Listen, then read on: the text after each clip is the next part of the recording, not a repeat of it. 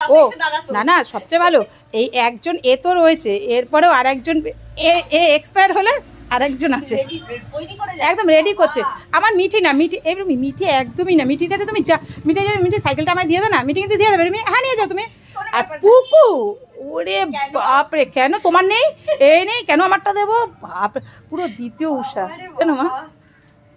তোমার টেনশন নেই মা, এই রাস্তায় ঢুকতে দেবে না। কোন কচু গাছ?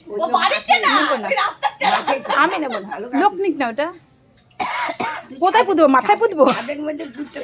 ছাদে ওইটুকু জায়গা কেন? তোমার বাড়িতে কচুর শাক আছে, এখান দিয়ে নিয়ে খাবো আমি। আমি তোমার বাড়ির কচুর শাক খাবো।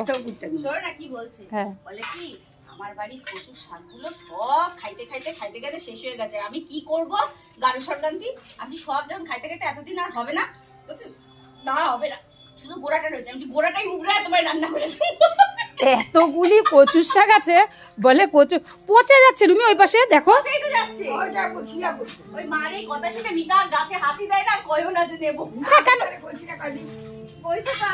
না নিয়ে যাক, এই যে এই পাশে আছে, ওই পাশে আছে, দেখো। আচ্ছা এরকম এই কচুগুলি খাওয়া যায় না? না, এই দুধমান কচুর নিচের গোড়া, আমার গোড়াটা বাটা করে খাবা। হ্যাঁ, খাওয়া যায় না বলে, যদি হয়তো তাই একদম নিচের গোড়াটা দিতা, সামনেরটা খায় না। কবে বলো? জল চলে গেছে, কারেন্ট চলে গেছে তো। কারেন্ট চলে গেছে, কারেন্ট নেই তো। তোমরা বুঝতে পারছো না, তোমাদের ইনভার্টার বলে কারেন্ট নেই। জল আর দেবে না মনে হয়, যাই না ভাই।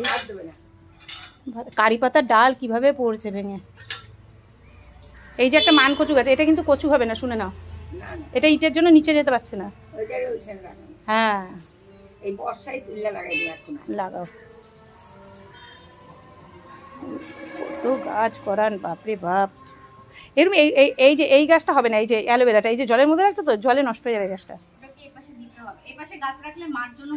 কেন? তোমার এই পাশে এই গাছটা মরে গেছে। এই যে রাম তুলসী গাছ মরে গেছে। ইস রাম বাবা, মাগো আমি বাড়ি যাই। কি কথাবার্তা, চিৎকার কি! উরি বা, সকালবেলা দেখো দেখো দেখো, বউয়ের পেছনে কি লাগে শাশুড়ি, ডেঞ্জার পিস শাশুড়ি, ডেঞ্জার। আর বউ হাসে, বউ পাগল। যদি সুস্থ বউ হয়তো ঝগড়া লাগতো, পাগল বউ। না না শোনো, দেখো তুমি, আমি একটা সুস্থ মানুষ যদি ভূত দেখে ভয় পাবে।